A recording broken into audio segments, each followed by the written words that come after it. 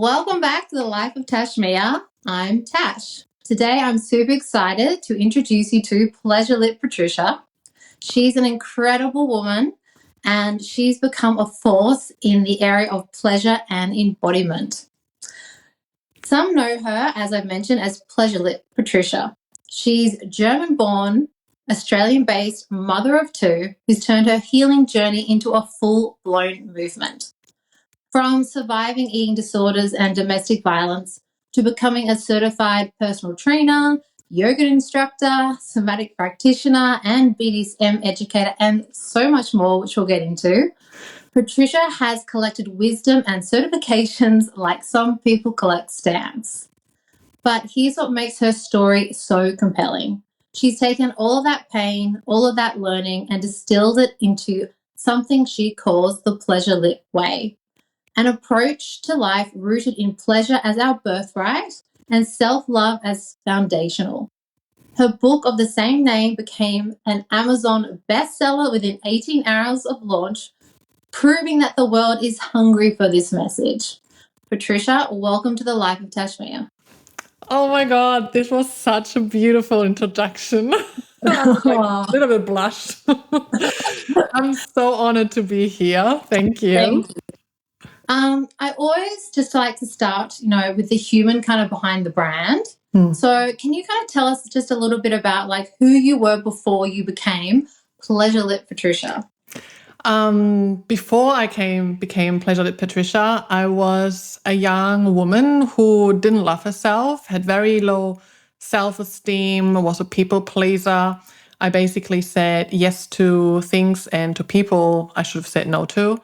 I couldn't set healthy boundaries. I didn't know anything about desires. So self-love, pleasure weren't really words in my life. This is probably also then why I ended up in a domestic violence relationship. I had an eating disorder, anorexia, because it was like a scream for help that something was wrong because I had experienced sexual assault, abuse. So this is how I grew up. And eventually, at some point, I changed it all around. And one brave step, which was then breaking out of the DV cycle and finally breaking that cycle, especially also generational cycle of going through the same and repeating the same. And then everything changed and everything shifted. And then my healing journey began and my PleasureLit journey, as I like to call it, began. And eventually more and more pleasure was becoming a priority. Self-love became a priority and it grew from there. And then embodying now the PleasureLit way wherever I can and inspiring others to do the same. That's amazing. You mentioned that pleasure really became like a healing power. Can you talk about kind of how pleasure shaped your relationship with your body and like on your path to healing and growth? Before I actually made pleasure a priority, it was self-love because I realized loving myself it's like the foundation. That's why I always like to say your self-love is the foundation to your happiest, most successful, most pleasurable life because it all starts with you. And as soon as I really started to take care of myself, I became happier and I was like in a good state. I would have said, oh yeah, everything's all right, everything is good, but I was still like missing something. And I'm like, there's just something, like I know there's a little bit more. And that was when pleasure came my priority, like making everything more pleasurable because everything can be all right, but it can also be so much better when you are embodying it and when you are really making it priority and knowing pleasure's our birthright. And it all started with really leaning into what is my connection to pleasure, my relationship to pleasure. Because as I've just mentioned, like a people pleaser, I put myself second. Everyone else's pleasure was more important. Couldn't set healthy boundaries, didn't know my desires. I needed to start exploring that all for myself. So this is also how I then kind of dipped into the adult industry, is because I started to explore my own pleasure, self-pleasure with toys, practices. I began that journey of like, okay, what's out there? And learning more about pleasure, getting to know myself. And then that's how it then grew into making pleasure my priority. And I think it's such a common problem, especially among women, Like you mentioned, like we're brought up to be people pleasers. We're brought up to put everyone else's pleasure first. We're brought up, especially when we're talking even just about sexual pleasure, you know, it can be very performative for women. It's like, well, it's about the other person experiencing pleasure, but then you kind of forget about yourself. Was this like something that you really had to kind of reprogram to yourself? Yes, like as you just mentioned, I love the distinction also of like sexual pleasure, because when I talk about pleasure, it means so much more. First of all, Yeah. pleasure in all areas of your life, but specifically for sexual pleasure, yes. Like I was someone who faked orgasms because I thought I'm taking too long. Yeah. Like let's just hurry that up, so like we can go into something else. And then like really reshaping that and unlearning that of telling myself it's okay to take my time. This is something that should be enjoyed, not rushed. And really, not like you also said, like performance. Of course, when you start to fake orgasms, you start to get into like a habit or routine of like making certain noises or certain like, how do I look? I can't go on top, or I can't do this, let's do this position. It gets really like performative. And eventually then really unlearning that, which takes time, to then embrace the opportunity of like, no, it's about my pleasure and it's the whole lot that's enjoyable. Even if I don't get to an orgasm, I want to enjoy the journey of it. And also, even when reaching orgasm, there was another one that was really interesting for me was I was holding my breath. Like I got closer to orgasm and was like freezing up. I was clenching and I was like holding my breath. It's like a fight flight reaction of the body. So the orgasm, when it then happened, it was like doo-doo. So it wasn't really like something that would have been like really extending and pleasurable and riding those waves of pleasure, where I really had to also learn to actually do deep breathing and getting into a relaxed body state so I could actually really ride those orgasmic bliss instead of like, yeah, I think I'm coming now. And I think like when you're so not used to being in your body, which so many people aren't, they're not used to like noticing the sensations in their body and dropping into it. It is really hard to get to that place, I think. And so many women, I think, are just kind of stuck in their head, especially in those moments. And like one thing you said really struck to me, and I know so many women I've talked to say this, is like that I'm taking too long on. Because it's like, we've been brought up with men being able to, pretty much ejaculate pretty quick, but women generally take like 20 plus minutes to get warmed up. Yeah. And the thing is, we are letting people kind of, sometimes enter particular parts of our bodies before we're even ready for it. And we need to unpack that as women before we can actually relax into receiving pleasure how we want to. Yeah, but it's also like mainstream. I mean, when you look at certain movies, it's, what is it? Pants down, in, bit of penetration, 3 minutes, woman apparently came, and it's like, yeah, great. Yeah, This is not what's exactly. going to happen. Yeah, no warm up, just straight in. Yeah, straight in. Everyone's wet and ready. Wet and ready, exactly. I've explained that now. Actually, last few first dates that I've been on to, I'm really quite an open-minded person, and really quickly we get to that conversation of pleasure and sex. Yeah. And it's often that I now also mention then that I've only just recently, not as long ago, have had my first internal orgasm experience. Like I haven't orgasm from penetration alone. It has to be external stimulation. But now recently I've unlocked that feature, which I call like feature or new pleasure experience. And talking about that, I then mentioned to the guys as well, and I say, look, this only happens when I'm like really fully turned on, which is like the 20, 30 minutes. It's like a big span of time to get there. And I explained it to them similar when, because I've tried that with a guy once before. I said, put 2 fingers inside of me now while I'm not fully turned on. And now let's, get really aroused, and we did like all of those things. And I was like fully turned on. I'm like, I feel fully turned on. Now I would be ready for penetration. Now put 2 fingers inside of me. His reaction was like, and that's why it always stays with me, oh my God. And I'm like, yeah, feel the difference? He's like, yeah. And I see that would be so much more pleasurable for you too. So now imagine entering a woman that stage or that stage. Like, it would be so much more pleasurable for both. So now I always bring up that topic and that conversation. And so many guys, I'm just, now I get it. Like, okay, that makes sense. But also many women don't know the difference. Yeah. Like, and they haven't even explored that with themselves. So, you know, to expect men to then do it, I think we need to start with ourselves, because then we can educate people as you're doing. And I think that's amazing, because you're right, that gap in education is there. And we're the ones that need to fill it, because it's not happening anywhere else, unfortunately. Yeah. Your pleasure is not just your birthright, it's also your responsibility. So, 100%. and let that sink in, because that means you can't just put that responsibility to someone else. I've done it. Like, oh yeah, the guys are there to like pleasure me. You get disappointed, because your pleasure is also your responsibility. The more you know what you desire, what you want, where your boundaries and limits are, and the better you can communicate that, the more other people can be your assistant to your pleasure. Yeah, I 100% think ownership is so important when it comes to things like that. I'm also fascinated, as I mentioned, your collection of certifications. You've got, like, as I mentioned before, like personal trainer, yoga instructor, somatic practitioner, BDSM educator. Was this kind of like a master plan, or like were you just following breadcrumbs towards like something bigger?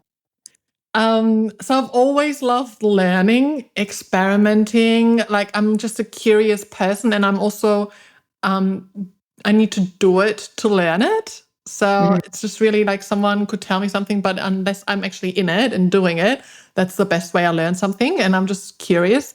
So I've always wanted to learn and learn and learn, but that actually started when I then left the DV situation, the relationship, and I really started to take care of myself and started to become healthier. I wanted to become fitter and stronger so I could defend myself. So this is how I started with my fitness journey, because as soon as I then started to build some muscle mass, I'm like, oh, Watch out. this is good. I want to learn more about that. And instead of going to the gym and paying a coach, I'm like, I'm going to sign up to become a PT. I wasn't even interested to actually train others. I wanted to just absorb it all and know it properly, and then write my own plans and all that stuff. But then along the way, I shared my journey, and then people started reaching out. Okay, when do you start training me? And I'm like, okay. And then I started training a lot of women. And then I added the nutrition certifications as well, because that goes hand in hand. And then when I trained all these women for healthier weight loss, building muscle mass, their feedback was all the same.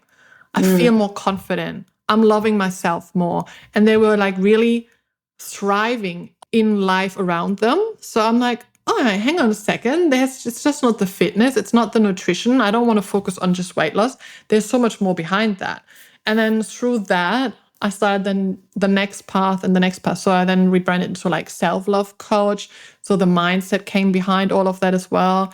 And then out of that, because I was very much in my masculine at that time, like the workouts and the hustle and all of that, I did a yoga session, and it just really hit me there, because that slowness, that it just, I started crying after that yoga session. I was like, oh my God, that was so good. And like, I want to learn more about that. And I felt like the calling to like go down that path. And because of the yoga, then the breathwork meditation. So I did my breathwork meditation teacher, yoga teacher. And along with that, at the same time, I did my adult content creation. And because I'm just not, like, I always need to have purpose behind what I'm doing in a way.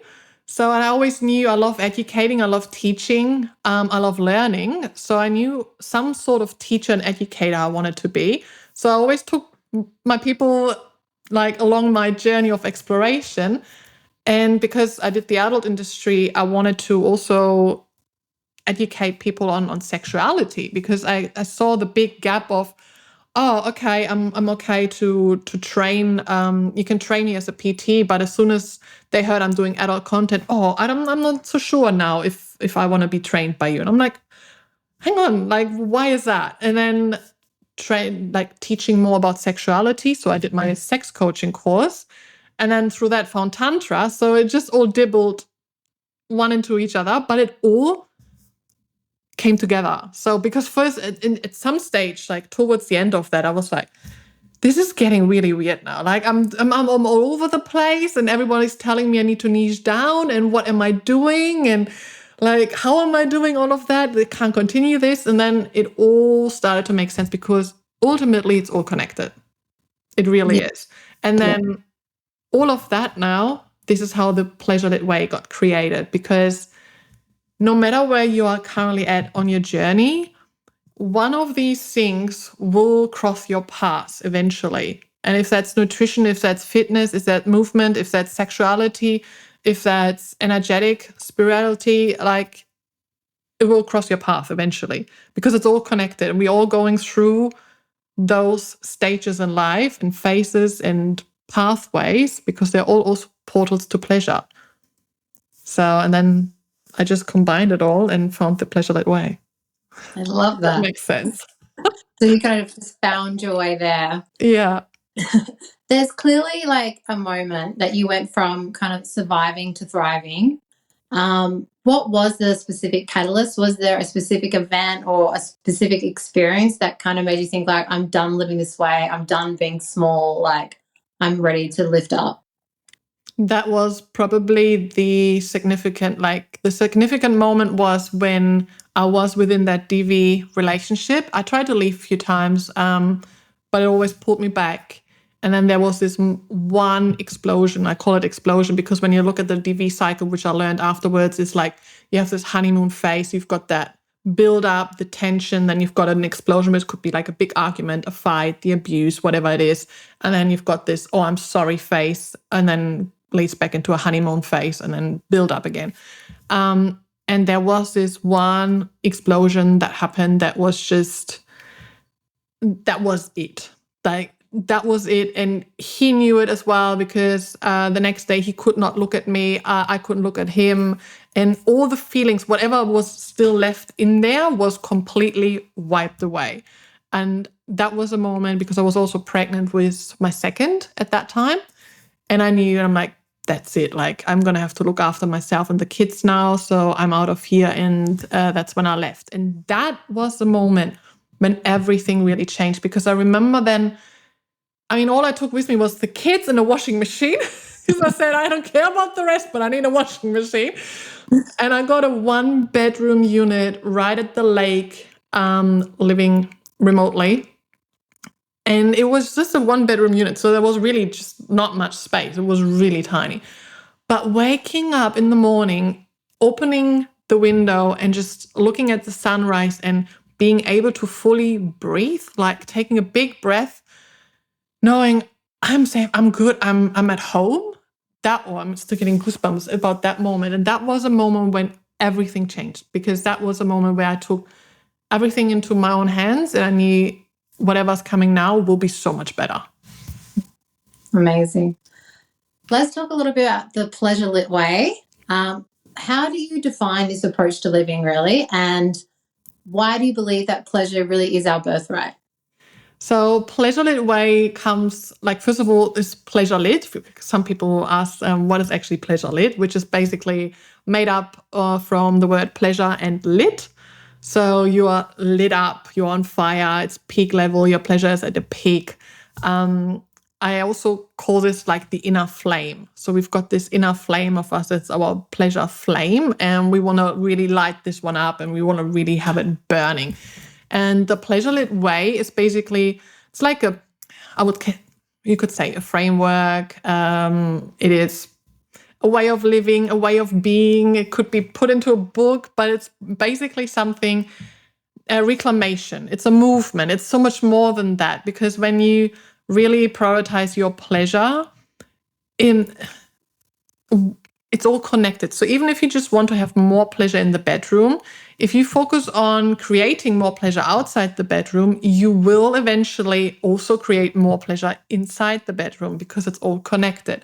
So the way of being and living, the PleasureLit way, is in 4 different pathways. So there are 4 different pathways on the PleasureLit way, which is your foundation, which is your embodied self-care, your embodied self-love. Because I can give you the best pleasure techniques with your partner, 50 best pleasure techniques, they won't help you if you are not actually setting the foundation of loving yourself. Mm-hmm. Because you could be then in the bedroom, but you're not feeling confident to do the practices. You are just like, you're thinking about something else. You're not in your body. You're not open to receive or to give, like whatever it is, because you are not setting the foundation. So embodied self-love and self-care. You need to look after yourself. So that's your foundation. And then you can, this is awakening your pleasure. Then you can deepen your pleasure through intention and mindfulness. Like eating is great, but if you have a drink and you're actually looking at, you're taking in the aroma and you're, that fruity drink. Like you're making it more intentional, you're already inviting pleasure in there. Like you can, anything, like brushing your teeth in the mornings, like having that foam coming out of your mouth, looking at yourself in the mirror and you're a little bit playful and you're like, oh, that looks a bit like, you can make so much more pleasure by just setting the intention, by being more mindfulness. So that's like the second path. When you've got the foundation, now you can just like play with it and make it like even more delicious. The third pathway is connection. We are human beings. We want to connect with others. And I'm not just saying about connections in regards to like relationship with others. Connection. We are connected with everything around us. We are connected to nature. We are connected to life itself, to the universe, to money. Like there's connection on our environment, to the people that we cross paths with. There's an energetic connection all around us. So that's another one that we need to then focus on, where you can create a lot of pleasure, because the wrong people can drain you energetically. If you are not, if your environment doesn't look great, like this room is, doesn't have anything pleasurable in it, it's not going to bring you pleasure. So if you are doing a job that doesn't bring you pleasure, you're going to be drained energetically as well. So it's all connected in connections. And then the fourth pathway is exploration and play, where the good juicy stuffing comes, because once you've taken the foundation, make it more intentional, and you look after your connections, it's time to play. It's to be curious. So what's out there? It could be a bit more kinky, BDSM, tantric, could be pleasure toys and tools, new practices, or, a pleasure bucket list, whatever you want to put on there. It's like, be playful, enjoy. So this is like the PleasureLit way that you can start exploring. And it's going to meet you wherever you're at. You might be already good with your self-care and self-love. And now you want to, deepen and widen your pleasure potential with the others. I love that you've kind of got, it's like the steps to get there. Because sometimes I think people, maybe they think, oh, I'd love to experience more pleasure. I'd love to experience an orgasm. But I think they might just skip to step number 4. Yeah. And they've just completely missed the first 3 steps, and they wonder why it's not really like working for them. Exactly right. Yeah, I've got this issue. So how about I just, let's open the relationship. We've got a problem. Let's do that. Straight into number 4, without actually setting all the other parts first. And then, when I talk about connections, there's a part in there in the PleasureLit way and in the book as well, where we talk about communication, how to communicate with each other, how to actually explore your desires, boundaries, how to set them, how to ask for what you need and want, and how to receive. Because especially as women, mostly, we struggle to receive. Yeah. And then men eventually struggle to give, because they feel like whatever they're doing, it's not appreciated or it's not right. So eventually they stop, and then you wonder why a couple is eventually completely ignoring or not trying to initiate anything, because, well, whatever I do is not right. Well, I can't receive. So, yeah. I think it's so true. Like, so much of my work is like, first step, people knowing what their desires are. A lot of people don't even know what their desires. And then, that second step of actually learning how to communicate them is even bigger thing, because we haven't been taught how to have these conversations. We don't have the language around it. And you're right, women have, a problem just receiving. And like, I think I've said this before, I've had many, many experiences when I've been playing with other females, and I've told them, like, just like close your eyes and receive, don't think about the time. Like, and if your mind wanders, just put your mind back to there. Even if it's 20 times, tell your mind to fuck off and get back there. And it's crazy. Like, after a few minutes, they start like moving their hand towards the other person. It's like, no, you're not allowed to do anything. It is so hard for them just to sit and receive. I've been there. Like Yeah. when someone went down on me, within minutes, I would like, put my hand under their chin to lift them up, to kiss them, to actually just stop it, because I was just like, I could not lay there and be like, okay, now receive. Like, okay, it's like, this is uncomfortable. Come on, come back up here. It's so difficult. I know you describe yourself that you embrace both your like dominant and submissive energies. How does this kind of duality like show up in your daily life and or your relationships? That's an interesting one, because first I thought like society, I'm a woman, I need to submit and surrender to a male. And I thought I found that person, which then was mistaken for abuse and manipulation and all that stuff. So I was pretty hurt and had a not so good relationship with men. So especially growing up, my father left early as well. Stepdad was a completely also different story. So it wasn't really a great relationship that I had to the masculine as well. So and eventually that kind of flipped, and I then explored my more dominant energy. So I came across Malaysia and then did my pro-dom training, which was so amazing to step fully into becoming more confident in myself. And it actually helped me to heal the relationship with men, which was so interesting. Now, looking back, I went through that because of two reasons. First of all, to really reclaim my power and my confidence, to actually finally learn how to receive, because I could really explore also my goddess energy, and knowing there are actually men out there who would really worship a woman and they enjoy that. And that was for me the first time, like, oh my God, okay. Because if I would ruin that for them, like if I would play that down, I'm like, no. I would actually ruin their moment of pleasure, because their moment of pleasure is giving.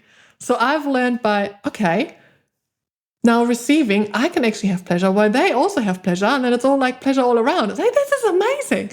And then just knowing that there are so like good, kind men out there, or masculine, who actually really want to like serve a woman, who want to really worship the divine feminine, was so beautiful and healing for me. So that was very, very much needed for me as a healing. So now I've got a really good relationship with the masculine.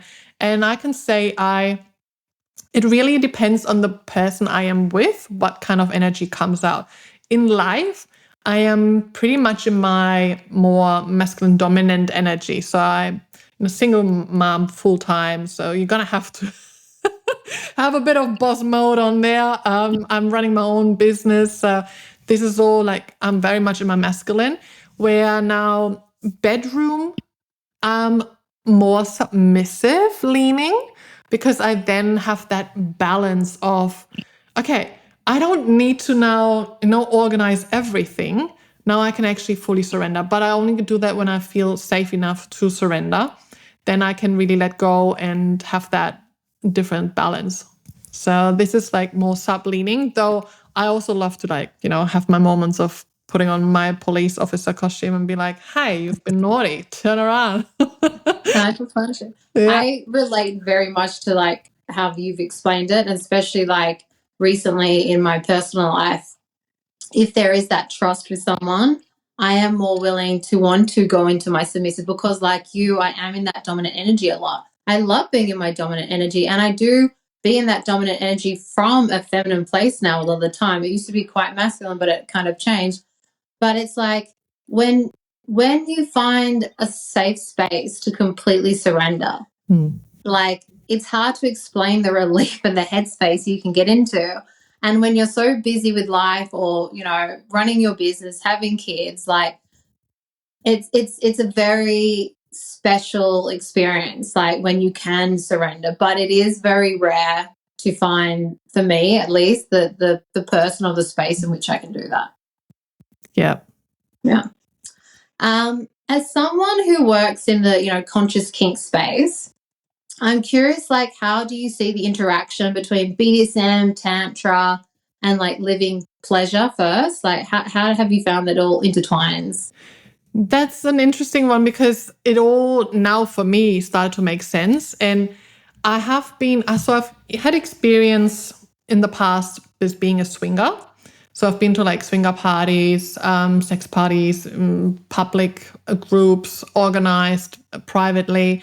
Then I have been journeying on my kink journey. So I've been to like kink parties, also privately, more publicly, or where they had like different stations. And I'm like, oh, I haven't tried that kink. Oh, I've done that one.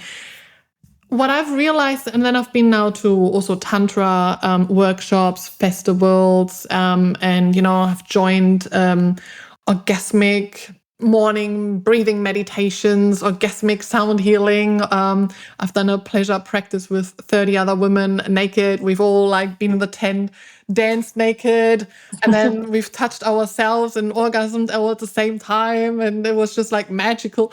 So I've been through all of these. And what is really interesting for me is that I've learned what is really more nourishing for myself. And that's when the Tantra comes in. So I'm an energetic person. And once I found Tantra, I was just like, oh my God, like, why didn't I find this any earlier? When I've been to like swingers parties, because when you look at like the erotic blueprints, for example, I'm really high on like energetic, kinky, and sensual, less on the sexual. Maybe it's because of my nursing background as well. So if you just put a naked body in front of me, it just doesn't do much. Like it needs to be more than that. Yeah. So swingers parties just didn't do it for me because also I need the connection. And mostly it's like you go there, you do a little quick chat of like, what are you looking for? I'm looking for that. Oh yeah, does it work? Like off we go. Bam, bam, and then people are already waiting there for the next spot.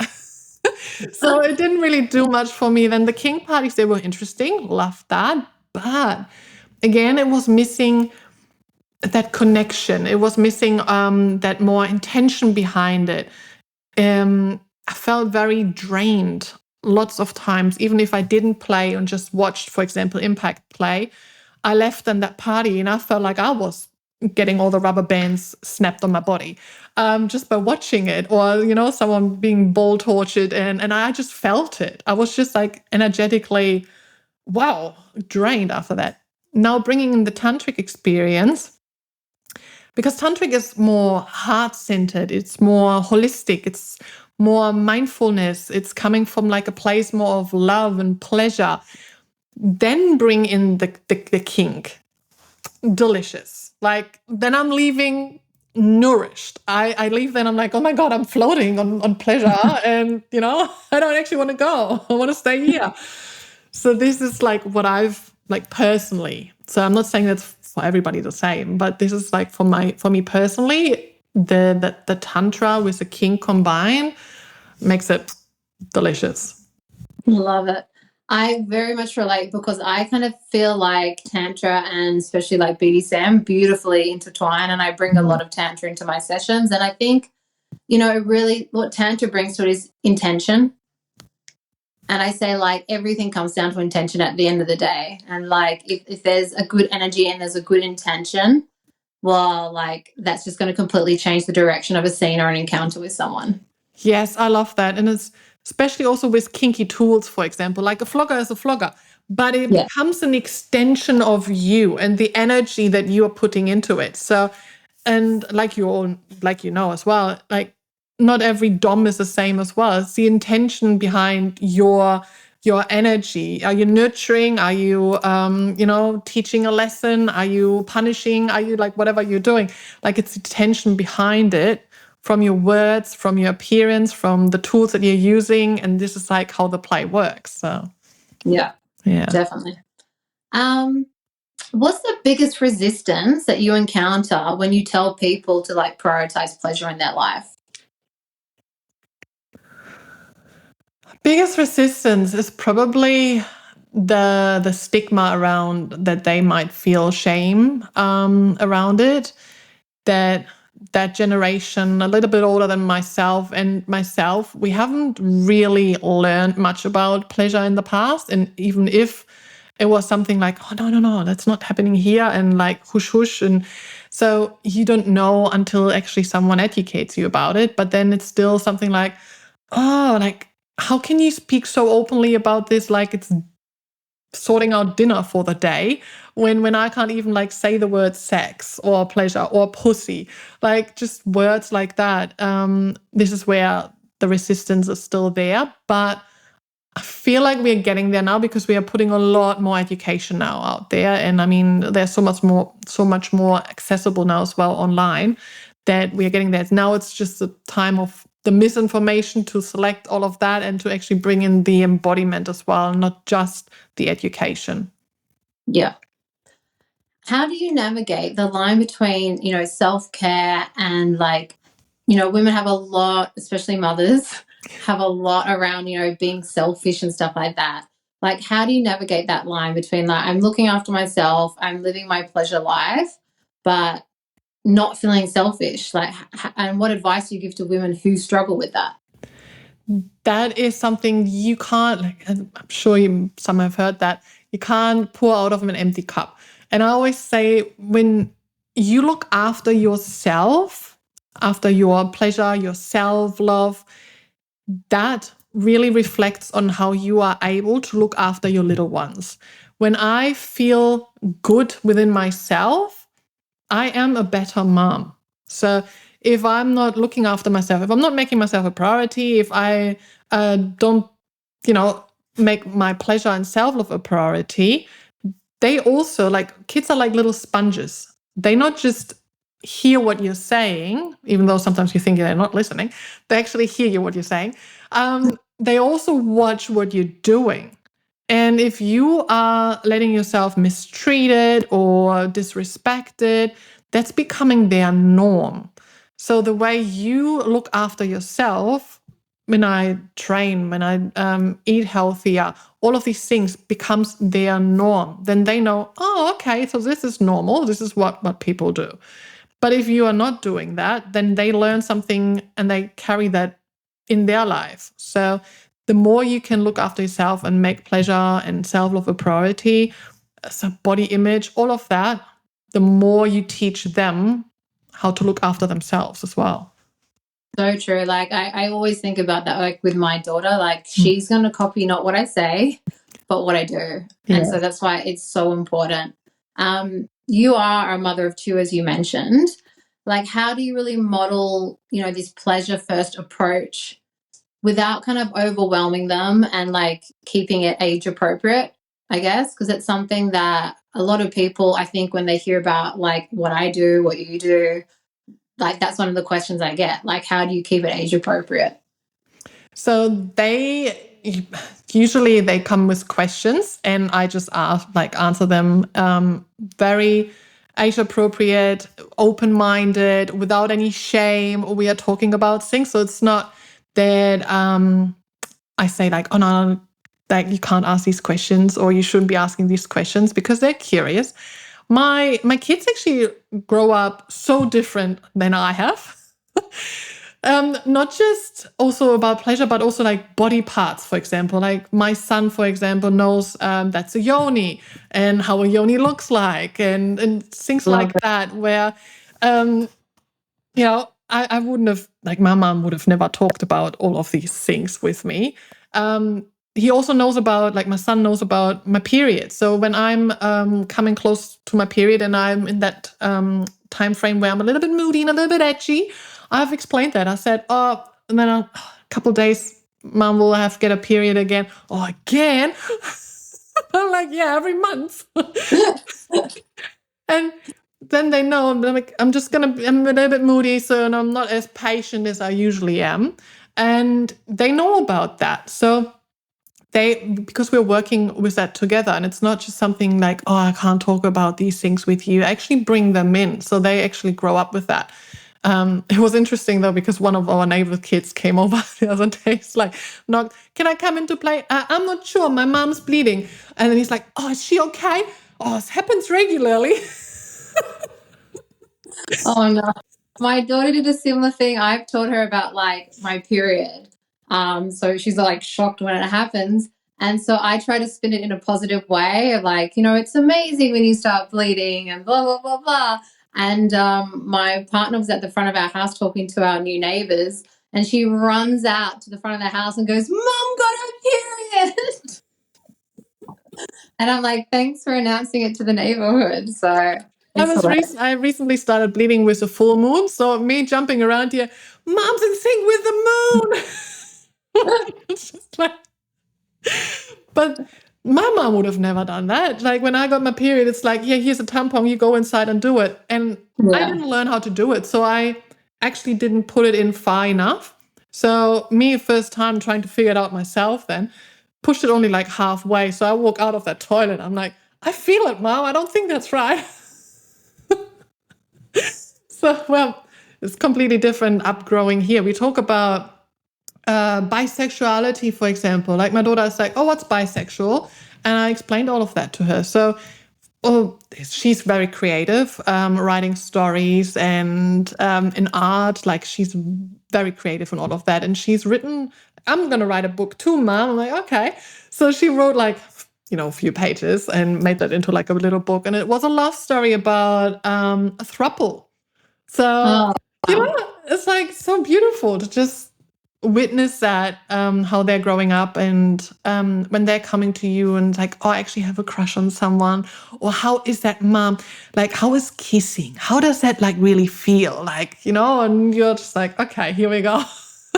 And having these open, honest conversations is so beautiful. Like, I feel very, very honored if that continues, that they come to me and ask questions and they know, all right, they're going to get an answer to that.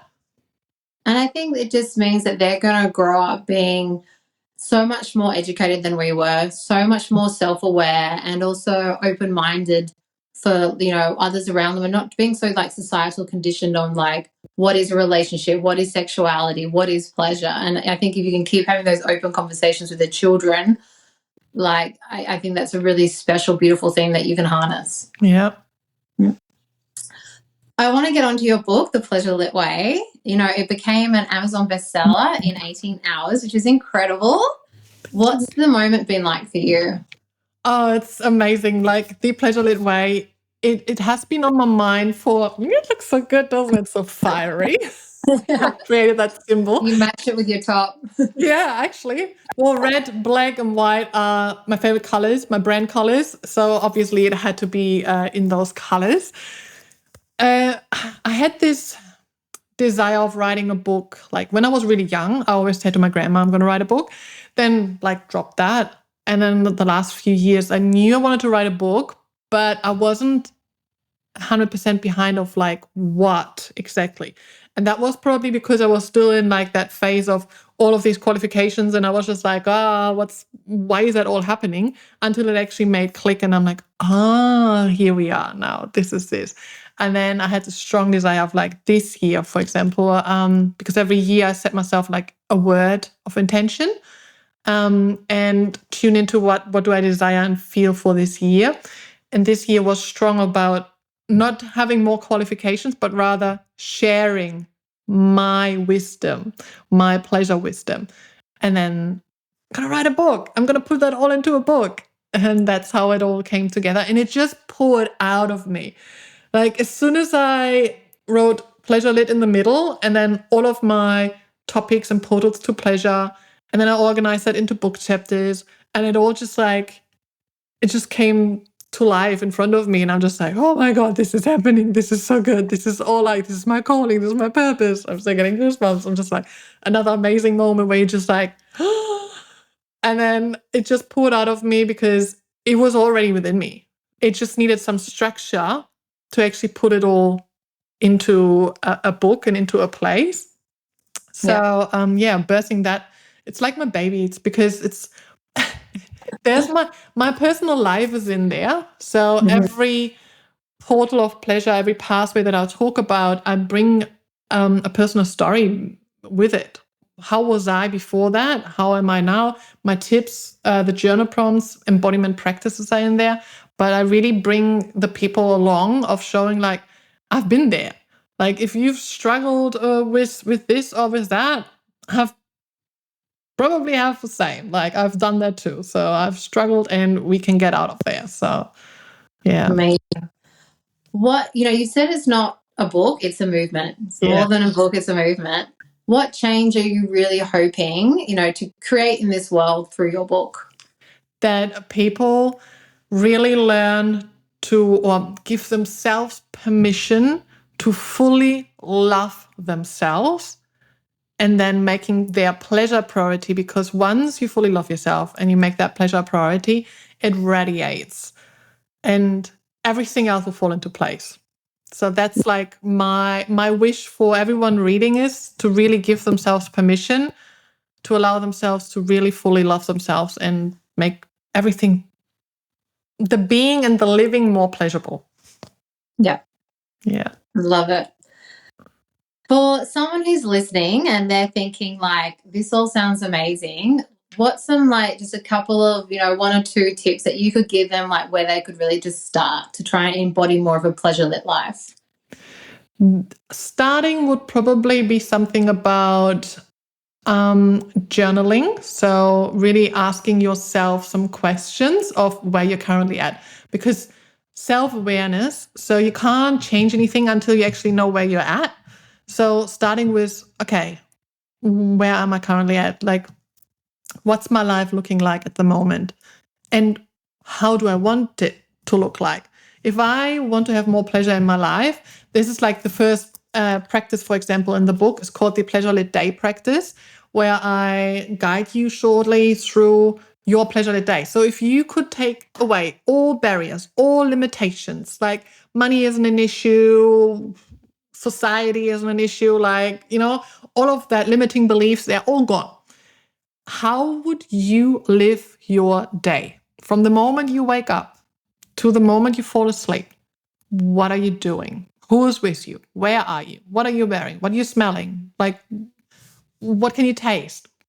How would you create your pleasure day?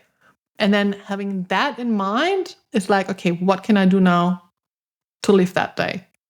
So this is how I would start. I love that. So what is next for you with you and the PleasureLit movement? Are there any big plans after the book, or you're just going to enjoy the success for a while? If someone knows me, they always know there's always something cooking behind the scenes. I've already slightly mentioned maybe a second book down the track. Yeah, but I'm gonna have to give myself some time. Like I'm gonna have to bask in this one. And the second one would, because this is a non-fiction self-help book, the second one that I am considering will probably be fiction about self-pleasure, women in self-pleasure. So there will be a story about a woman changing her life around from people pleasing to pleasure leading in a fictional way. With a little bit of erotic. But in saying that, like for this year, that was definitely my major goal to achieve was publishing the book. Along with that, I've published or launched my online courses. So I've really created a bunch of online courses that really accommodate that as well. Eventually, one of the next things is to create, because it's available in print and an ebook version. I've had a few people asking for audio versions. So eventually I'm going to record that as an audiobook.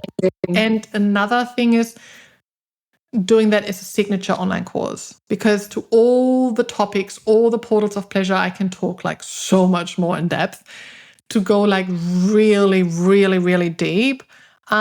Creating that as a like my baby online course. So that will probably not just a course, it will be like a program. So that's kind of the next goal. Yeah. I can't wait to see that. Patricia, this has been such a rich conversation, and I think everyone, including myself, has got so much out of the vibrance you have for pleasure and to living your best life. Where can people find you online? Where can they find your book and your courses? So the best way to find me is on my website. It's pleasurelit.com. For social medias, Instagram, PleasureLit Patricia, or Substack, PleasureLit are my two main ones at the moment. But In saying that, I'm on all social media platforms. So if you just put in PleasureLit Patricia or PleasureLit on Google, you will find me. Amazing. Thank you so much for joining. Thank you for having me. And for everyone at home, as always, stay kinky. Oh yeah, stay kinky.